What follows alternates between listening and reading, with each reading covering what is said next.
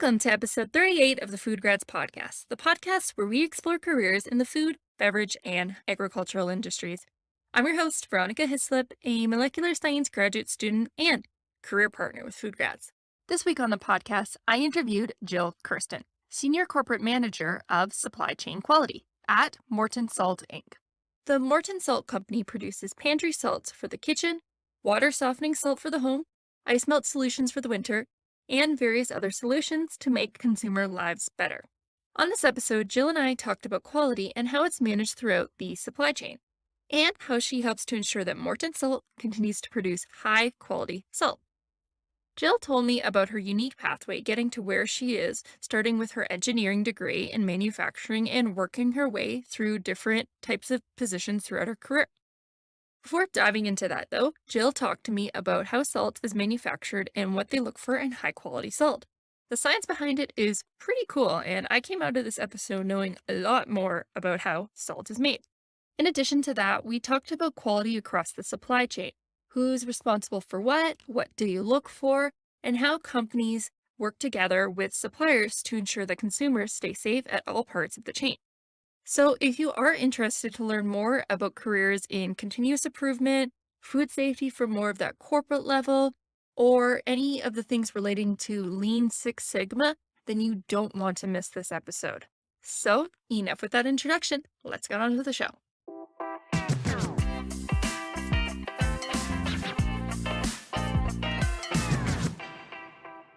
Thank you, Jill, for taking the time to come on the show. I have been hearing what you do, at least your job title, a lot in the news recently. Well, more than that, but I definitely, it's been an area of the kind of food industry I've always been interested in, because I feel as students, you're not really exposed to this type of work. And I saw your background, so I was so happy when you reached out, and thank you for coming on the show.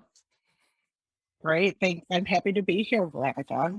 Yeah, so for those who might not know what I'm talking about, I saw I saw the term supply chain in there, and I saw that you have like this engineering, there's some quality background, and I don't know much about any of this type of stuff, so I think it's going to be a good episode. So I'm going to let you talk about it first and get us started. So could you please tell me a little bit more about what you do as the senior manager? You know what? I'll let you take it away. Tell me what you do and where you work. No problem. So I'm Jill Kersten, and my title is the Senior Manager of Supply Chain Quality, and I work at Morton Salt. I'm sure most people have heard of Morton Salt, but for the shout out for Canadian listeners, it's also Windsor Salt up there. Those are both of our brands that we produce under. And I think when people think of Morton Salt, the first thing that comes to mind is the salt that you can buy in the grocery store that everybody loves, particularly that kosher salt that we make. It's really much larger than people first think about. So not only do we make food grade salt, but we have about like 1,000 applications that salt can go into in all different industries. So whether it's food, agricultural products, pharmaceutical grade products, water softening, ice melt products, stuff that goes into oil and gas. So it's really a very varied company that I don't think we're probably very unique in that aspect of all the different industries that we serve. So it always makes things interesting in a day in the life at Morton Salt. But specifically my role within the company, I manage a team of quality professionals.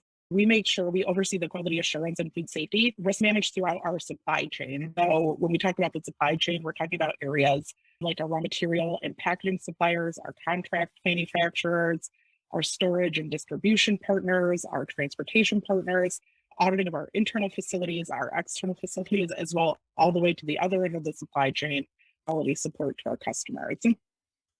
Okay. Well, that is a lot. And I'm happy that you gave me the Canadian version, because I'm the Canadian over here. And as soon as you said Windsor Salt, I was like, okay, now I know exactly, because I'm very familiar with your products. You know, we don't think about all these different types of salts, but obviously salts, we just think of table salt. But as someone who's in chemistry, I know that there's many different kinds of salts. So it's interesting that a company is also able to cater to so many different types of things. You did mention about how you lead in terms of quality, and that actually leads me to my question about asking, what is a good quality salt? Because I feel like salt, we take it for granted in the sense that it's like a rock almost. And I would be curious to know about what do you look for in quality? I know it would differ between different types, but could you elaborate a little bit more? Yeah, for sure. So I think it might be helpful to talk about like how we get salt, like how it comes Okay, out of the ground of the ocean and let's gets do to that. somebody's table. There's about three different ways that you primarily can get salt that you're going to eat. The first and oldest method is mined salt. So a traditional mine, you've got like heavy motor equipment that's digging underground, miles under the ground, and looking for those salt deposits and pulling salt out with heavy industrial equipment, essentially. The majority of your food salt is not going to come from that method, though. So there's a few exceptions, but typically when we're looking at the quality of that salt, there's a lot of impurities that are found like naturally occurring as those salt beds and salt formations found that are it's not fit for human consumption for the most part. There are a few exceptions in different salt deposits around the globe, but for the most part, when you just do this heavy equipment mining, it's going to go for more of our industrial applications. That's typically what's going to get thrown out on the road with your or on your sidewalks to de-ice. The next method that people are probably most familiar with is like sea salt or what we call solar salt as well. So that's where you're going to be harvesting naturally salinated water from oceans or seas. And it gets dried out, it gets collected in ponds and dried out using the sun. And then we, again, would dig that, we call it harvesting to get it and break it up into smaller crystal sizes to get it into the food that you're eating. And then the last one, which is what is the primary source for most or for all table salt and what you're the most of the products that you're going to see in like a grocery store is what we call vacuum evaporation. So that's really a solution mining. So it's access to similar like salt bed deposits as you would do with traditional mining. But this way, we are able to control the impurities significantly better because we're essentially pumping down hot water into a well, super salinating that water, and then pumping it back up above ground and vacuum pan evaporation of that salt. So you're really able to fine tune the salt, the crystal sizes in that manner. So, with salt, as with like any other ingredient or food that you're producing, we have the same food safety concerns that any other food company is going to have. So we're looking at, making sure that there's no foreign materials that are getting introduced into our processes. We're making sure that our sites are free of any like potential micro contaminations, from like example from like a water source or incoming foot traffic, any typical source of like micro, and also making sure that we have like proper chemical controls on site, that we're using the right types of lubricants, and making sure that we're restricting allergens from entering into our facilities. And then on the quality specific side, outside of food safety, you mentioned that there's lots of different types of salts and different levels of salt. Yeah. So some of the things that we're concerned about in like food particularly, like some of our big hitters is we're looking at controlling the impurity levels. So when we talk about salt and you know that it's like a rock and a crystal, when that crystal forms, things that aren't salt could get trapped inside of that salt crystal. The most common thing would be like a calcium deposit trapped within, or magnesium within that NaCl that we're looking for bond that's floating in that crystal. The other thing that we're looking for is controlling our moisture levels. So if you think about like if you have some salt in your hand and you drop some water drops into it, this would be an extreme example, but it will start clumping together. And we want to make sure that our salt is always free flowing. And so we control the moisture levels to prevent the salt from clumping together. The other one, when you think of salt, outside of like our colored salts, you want that nice white crystal that you're seeing. So we focus a lot on the color of the salt that we're getting. And then probably the biggest one is like controlling for our different particle sizes. So different applications of salts are going to require different size crystals, different crystal formations. So you can think about like what you would use for cooking in your kitchen. That's particle size of salt looks very different the next time you eat a pretzel. Take a look at the salt on your pretzel. It's going to look a lot different than what you see in your kitchen when you're pouring it out. Wow, that is so cool. I mean, that I've never thought that deep into salt, even though I know I've seen like Himalayan salt, and I know that they're different, but one of the things that you mentioned that stood out to me that I never even considered was that having the salt could trap like other types of ions in it. And I don't know, I just find that really cool. Yeah, we have a lot of people that are chemists that work for our company, particularly in our R&D department, is made up of people with that chemistry background that are really experts in making sure that we are getting our crystals to form correctly and with the things that we want in them and keeping the other stuff out. And then, we do make some different types of salts as well. So there's your common sodium chloride salt, which is the most common type that you have. But then we also, for people that have sodium intolerances, we do also make like a potassium chloride salt as well. So you can find that on the shelves. It's under like a light salt or a salt sub is how you might find it labeled in a grocery store as well. So if you're trying to control your salt levels, we also make some other options. And then what you might not realize is we also produce some spices and seasoning blends as well. So we do have some high risk materials as well that we produce in just a handful of our salt facilities. That is really cool. And as someone who studies fats, which they also crystallize, I also know that there's like a whole science behind crystallization, all that type of stuff. And as much as I think the science is really cool, I want to bring the conversation back to you and kind of focusing on what you do, because that's kind of why we're here. And, you've done a really good job at walking me through the quality aspects of salt and such. But I would love to know more about how you got to being in quality for salts. I saw that you were at once an engineer. Would you be able to walk me through the steps of how you got to where you are today? Yes, I would say my background is not typical. I think most quality assurance professionals that get into the food industry. So for those that are listening, I mean, there's no right or wrong path to how you start off. Definitely does not dictate where you finish up in your career by any means. So yeah, my degree is in mechanical engineering with a specialization in manufacturing.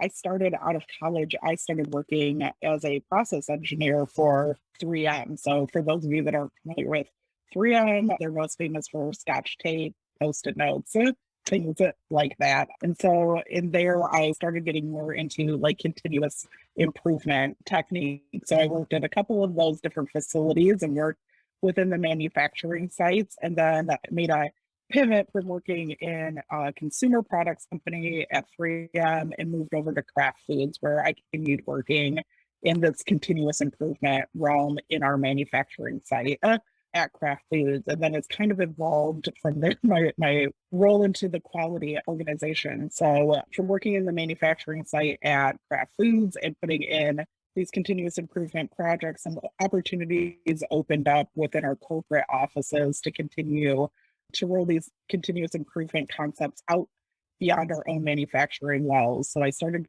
getting involved in supplier quality, where we're partnering with our suppliers to make sure that they're providing us with the highest quality products and reducing costs within our supply chain with our suppliers.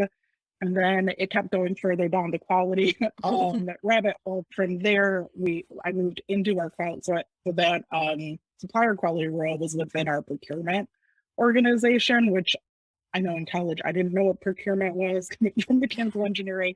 So those are the people that are responsible for purchasing your raw materials, your and equipment. So anything that you're buying, they're the buyers of the company.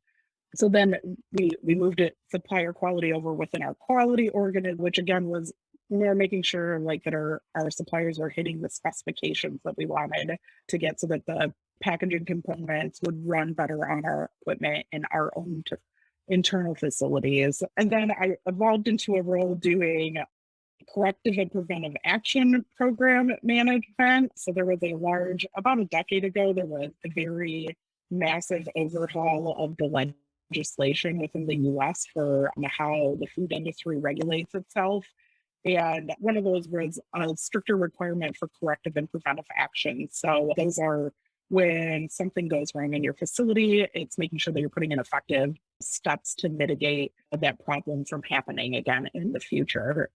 And so that requires a lot of documentation to support that you're doing the right thing and that you've evaluated the risk and put in the proper steps to control there. So I managed a pretty significantly sized team that was managing all of these corrective and preventive actions bosses at the company at Kraft Foods. Then I went over to PepsiCo for a few years. And again, with this legislation that was rolling out, it's called the Food Safety Modernization Act. And Canada just recently launched the Safe Foods for Canadians Act, which is very similar to the US legislation as well. And similarly to like the corrective action programs, this new legislation is making sure that the documentation and due diligence that you're doing on your suppliers was held to a higher caliber than it was previous to that. Those regulations going into effect. So at PepsiCo, I worked with and managed a team to work with, I think, the thousands of suppliers that we have. PepsiCo, as you can imagine, is a giant company and have a very large supply chain there to make sure that we had all of the documentation to support our usage of suppliers was in order. And then I went from there over to Morton Salt and started developing what the supply chain program would look for Morton Salt. And now it brings me today where I'm now managing the team of employees that to help me out with managing the risk within our supply chain.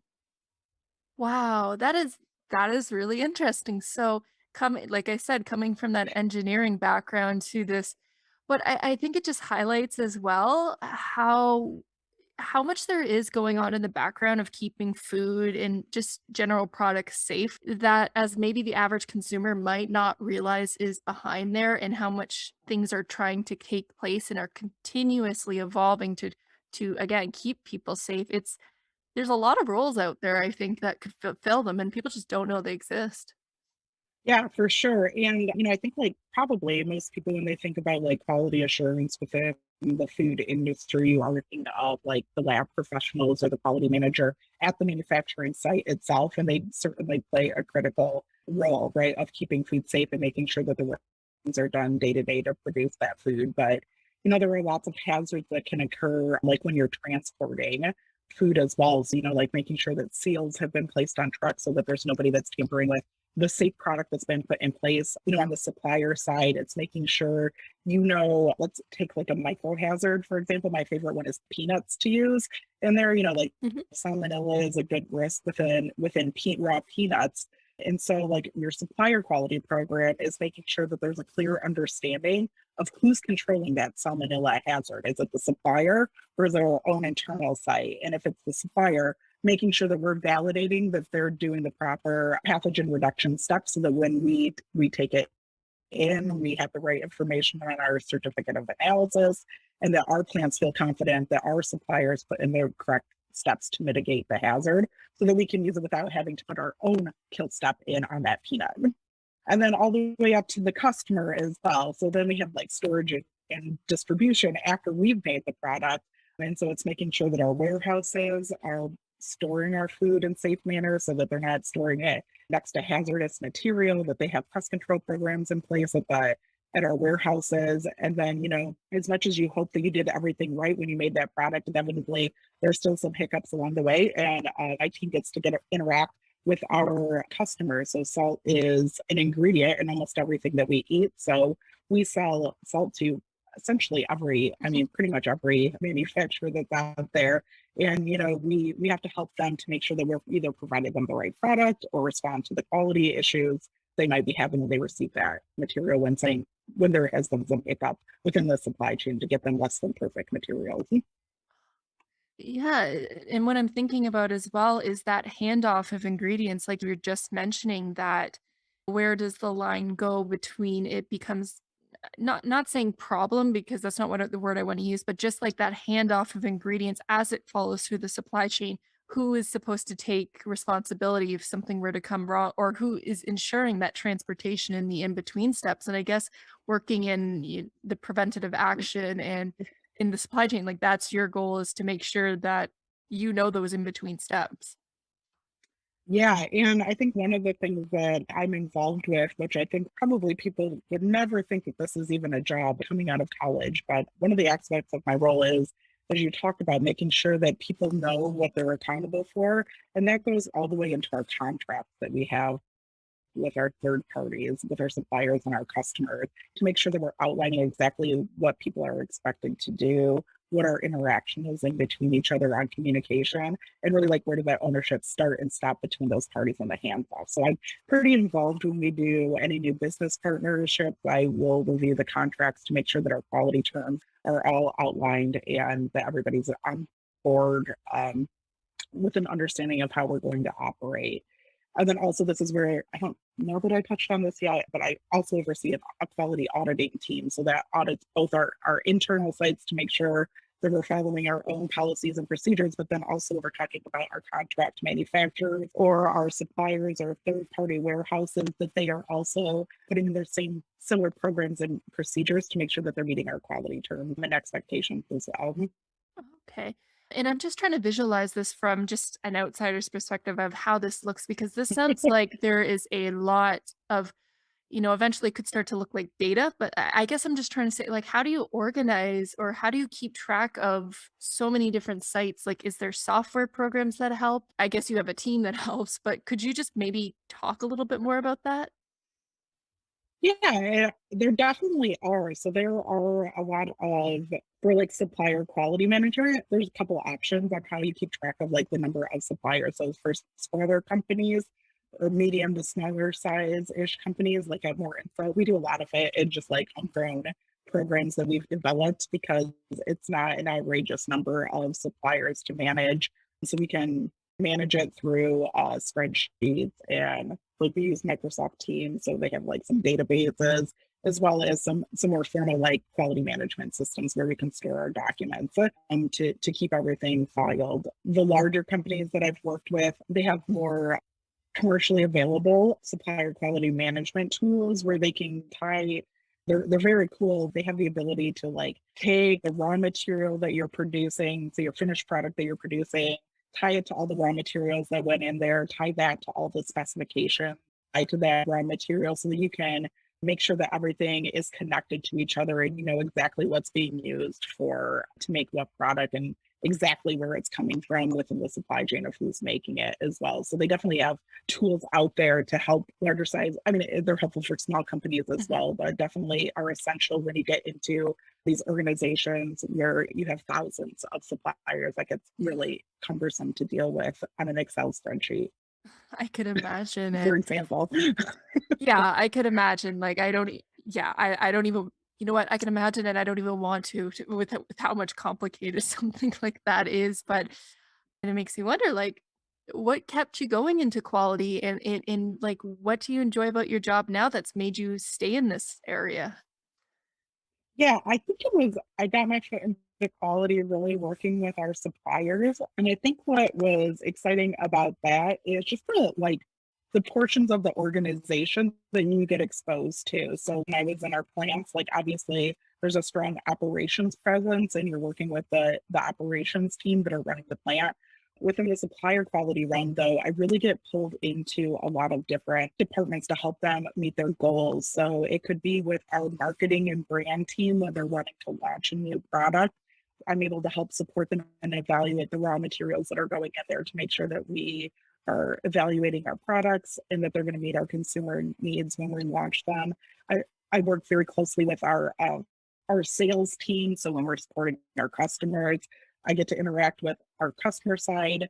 I get to work with our procurement team and help them meet their cost savings goals for the organization. So, you know, work with them to innovate ways that we can do things either more efficiently with our suppliers or go for lower cost raw materials while we're still meeting the quality standards as well. So I really get to play with a lot of different projects that are happening simultaneously. It's juggling a lot of balls all at once, but I think that's what makes the job challenging, but also makes it a lot of fun to come into work every day. That's so cool. And that's something I would have never thought about, to be honest with you. I would think about it again, being in front of the data, kind of going through that, because I've heard that if someone wants to kind of be in that communication role, they would go into account management because they're kind of that department that works with everyone. But it seems like if you're someone who's interested in quality in that, but maybe you're not wanting to stick it out in the lab, but because a lot of people say they move away from lab roles because it can be a little lonely or that's not their place. But it seems like there's other places in that quality kind of realm that if you want to be more of a communication person talking around, but still have those technical skills, that's you could build something in this kind of area of expertise. Yeah, for sure, and I think that's what has made me again, like, I started I don't have the micro background, I don't have the chemistry background, the science background, nothing that most people like those I'd say were Mhm. top hitters for what are in my peers', resumes there, but, I think how I've gotten where I am is picking up a tool set along the way and figuring out how I can apply it to the new situation that I've thrown in. So I'm definitely somebody that is, with my engineering background, is very much into problem solving, Mhm. risk assessment, and that's what you do in engineering. And it's the same thing, just applied in a different way when you're talking about quality management as well. That is the perfect timing to ask for one of the questions, and I think you already know what I'm going to ask you, but I wanted to know what are you actually working on actively right now, or if there is any like skills or training, because we always want to keep learning in our careers. So I was curious about that. Yeah, so I think right now the biggest thing that I'm learning is we recently went through like a reorganization structure of our team. So I picked up our internal audit, I picked up our auditing program, which was not something that I had done before. So I'm not a trained auditor by any means, but I'm responsible for leading our team that's doing auditing. So right now I'm working on learning more about what makes an effect. Well, I've been exposed to audits a lot of the time. I've never been Mhm. the one responsible for doing that, but now I'm responsible for coaching and evaluating our audit team. So I need to learn more essentially about how to be a good auditor. So currently, right now, I'm halfway through my internal auditor training program right now, but that's one of the examples. And then really diving more into some other areas that I was already generally exposed to, but need to know more, which would be around like I don't know if you're aware about the Global Food Safety Initiative audit Yeah. schemes. So that they're commonly referred to as GFSI. So learning more about those requirements, learning more about figuring out what is the best fit for us as an organization. So those are some things that I'm currently still learning, as well as we recently had the company merger. We got bought out by a different parent company. So learning how they did things differently than how we've done things in the past and how we're going to move forward together in the best way. So it's always changing, always learning some new things. And whenever we have a customer hiccup as well, it's always a new learning for opportunities to learn more about where our products are going and learn about our customers' processes as well. That's really cool. I've had a brush myself with learning about auditor training, and it's really interesting how these different programs have it set up and just how much more it really draws your attention to things that you might have never noticed before, but just getting that exposure. If someone wants to be an auditor, they definitely have that eye for detail and just really honing in on things. This is true. It is definitely not a career for everybody. I think the things a good auditor is exactly what you hit on. People that really like to dig into processes, dig into paperwork, and it's kind of being a detective. Not that you're trying to like be a gotcha person or anything, Yeah. but it's kind of people that like to go in. It's definitely, I think, one of the good things about our audit program is you get to go a lot of different geographic areas. So if you're a person that likes to travel a lot, I think that's a good opportunity to take you to different places where you may not have gone prior. Same thing with supplier quality as well. I know that it's taken me to some very interesting places around the globe that I know that I would never have gone on my own as just an independent traveler as well. So I think like there's definitely unique things that, don't limit yourself just to what you're interested in academically. Think about what are your passions outside of work too, and is there a way that you can incorporate them into your career? And I think auditing is a great example. If you love to travel, this is a role that's going to lend yourself to doing that as well, where you get to go explore new places, go see new things while you're doing your job.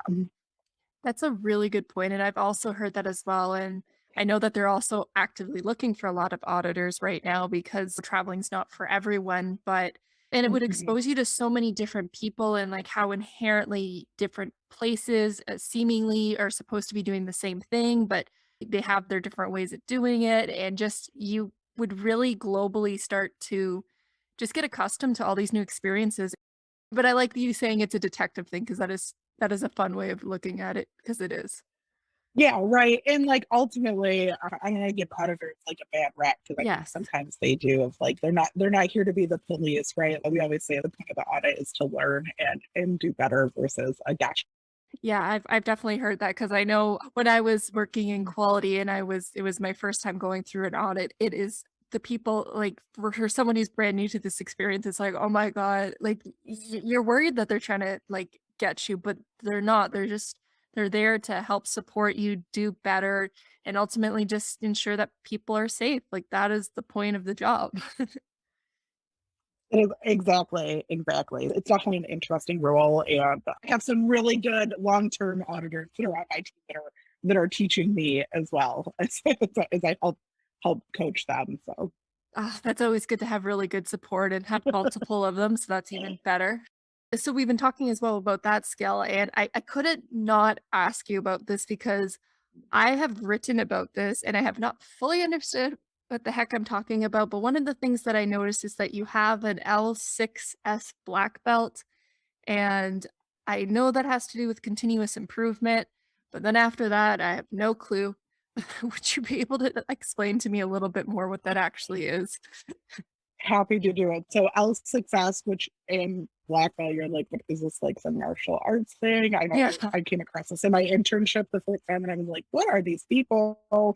These engineers calling themselves black belts. It seems Yes. very odd.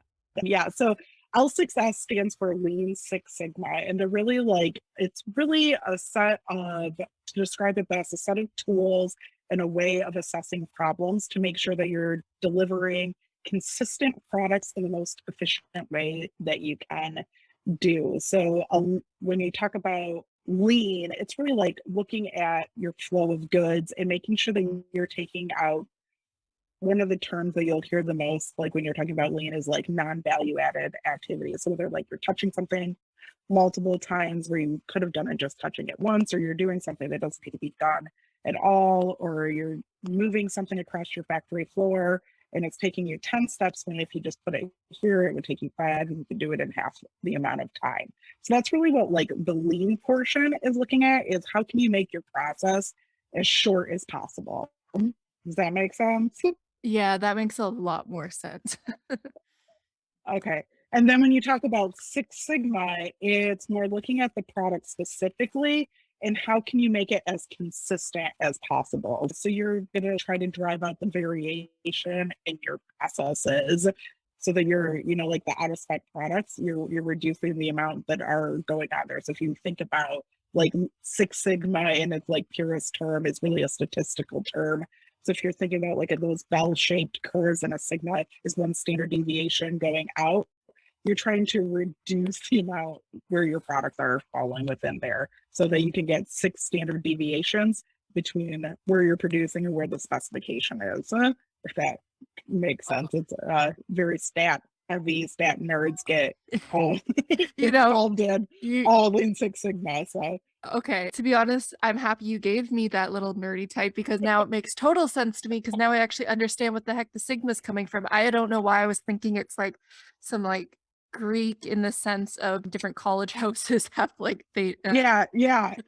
Yeah, you're like, what is this look like? And then like the belting program is just a different indication of your mastery of those tools. So somebody is starting out is going to get like a general awareness. I think some companies go in like a yellow or a white belt there. Once you're capable of like leading your own projects, they'll become a green belt. A black belt is typically expected to be able to coach and mentor, sponsor projects of green belts, take on larger scale projects. And then you get the next and final level is called a master black belt.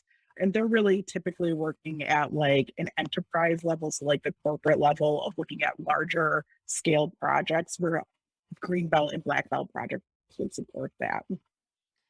okay, this makes a lot more sense. And I realize that it's kind of this weird jumble of weird ways of explaining. At the end of the day, the principle makes total sense. I don't really know why they've chosen all these very random things to put together, but that makes a lot more sense. Okay. Yeah. So, and there's some other terms that you'll hear out there as well in like the continuous improvement realm. Like they'll have like TPM, which is total productivity management.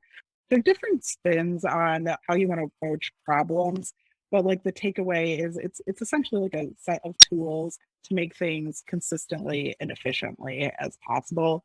And a lot of them are very heavy on the statistics side of thing and data analysis.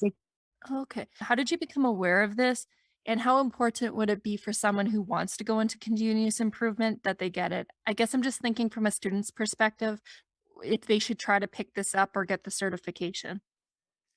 Yeah, so that's a great question. And different companies, again, have these different programs that they put in place. I would say Lean Six Sigma is one of the predominant, most popular versions of this. I think like from an entry level standpoint, I think as long as you can demonstrate like that you're interested in it, I don't know that like I didn't have one when I came in and I got hired into a role, that this was something that they taught me on the job. And you can take courses as a university student that you could learn the statistics side of it. I think like it gets a little challenging because a lot of them, to get your official certificate, you have to apply it to something as well. So I think if you have an internship opportunity, this is a great time to go after that, because you could take your learning of how you are applying the classroom setting of learning how you can apply those tools, and then demonstrating it through it through a project and showing that you know how to apply those tools, and you can apply your project management skill set as well, that would allow you to get that. And if that's something that is of interest to you as a first step in your career, like you can absolutely talk to whoever you're doing your internship or co-op with and see if that's something that they would support that training for you. And there's a lot of like ASQ, it's the Association of Quality Professionals. I'm sure that's not, sorry, ASQ, that's not what your acronym means, but they offer a lot of those trainings for out there, as do a lot of university courses will offer this as an e-learning module. So if your university doesn't offer it, there are typically ones you can just pay out of pocket on the side to get this certification as well. Okay, well, I'll make sure to share the proper whatever acronym in the show notes. So if anyone wants to find that, I'll help I them want to out say with maybe that. it's like American Society of Quality. That's probably wrong as well. So I'm not positive what sorry. I think we'll be able I think we'll be able to find it. I mean, I can't see there being too many quality American, all that type of stuff, but I'll get you in the show notes. So, Excellent, excellent. and that already and that already answered my question about some associations or groups that are in the field. We are coming down to the end of this, and I don't want to pass up the chance to ask you, what advice would you give to students looking to go into a career that's similar to yours, or even just life advice in general? Yeah, I know you sent me the questions before, and I was thinking about this one. And I think when I look back at like my career path and how I got here, I was always one of those people that when people ask, like, what do you want to do 5 years from now? I typically have no vision of like where I want to go. I have like narrow out the things that I don't want to do. Like I go into positions and I say, this for sure is not something that I want to do again. I tried it out and this isn't. So I think like some of my advice that I would give, pay attention to the things when you're deciding on your career path of the types of things that excite you, the types of things that you like to work on, as well as the stuff that you know is going to be a mental drag, an energy drag that just doesn't get you out of bed in the morning to get you excited to come into work. And, be open to where those interests may take you in your career. So I think like starting out as a mechanical engineer, I think leading a quality assurance group at a food company is not at all where I saw myself going a couple of decades ago here. It definitely wasn't what I out of high school. Somebody said, what did you want to do? It was not this. It would not have been quality. I think even in my first job, I saw our quality manager was like, well, that seems horrible. And then here I am and I love where I'm doing stuff now. So I would say like just advice, like it's always good to have like where you want to take your career, but be open to saying yes to things that take you outside of your comfort zone. As long as they're checking the boxes of where you're passionate about, the culture that you want to work in, and that you're learning something new and it's challenging, and you might be surprised where it may take you to roles that you wouldn't have considered prior to that. And I think for students, the other advice that I would give is you're looking to get into the food industry, don't get discouraged if your first job isn't in the food industry as well. There's a lot of complementary industries where you can acquire those skill sets and hone them so that you are marketable to when you're ready to make the next step in your career to enter into the food industry. So it's varied. There's lots of different career paths in there because essentially the food industry is a manufacturing facility. So skills that you can learn at a company that's manufacturing other things are going to be applicable once you can transition into food as well. I've not come across that advice yet because everyone always says just get your foot in the door, but you're saying get your foot in the door within another industry because now that I think about it, yeah, your career path, you kind of transition from you did not start in food, but those principles still applied to different ones. So I like that. Yeah, absolutely. I mean, if your goal is being a food scientist and like food developer, that might be more challenging to find something that's complementary. Mhm. But again, if you're listening to this and you're an engineer or a chemist, like there are other companies where you can come like and say like, hey, look, I've got real world experience working in a lab. I've got experience working on a manufacturing floor. I have enough background now that I can transition this over and pick up the food portion in the next job as well. I would just say don't get discouraged if that first job isn't in the food industry. Probably going to be a path that'll get you there sooner rather than later if that's ultimately where you want to end up. Well, I'm going to leave that there because that is some great advice for everyone to let it sink in. And before I let you go, I need to ask you where, if people want to find you, where can we find you? The easiest place would be LinkedIn, probably. Okay, I'll make sure to link that in the show notes. So, once again, thank you so much, Jill, for coming on the show. I have learned a lot more about salt, and I'm very pleased with my knowledge now. And just to know that there's, again, more career options out there that I just never thought of. Great. Well, thank you so much for having me on, Martha. It was fun talking with you.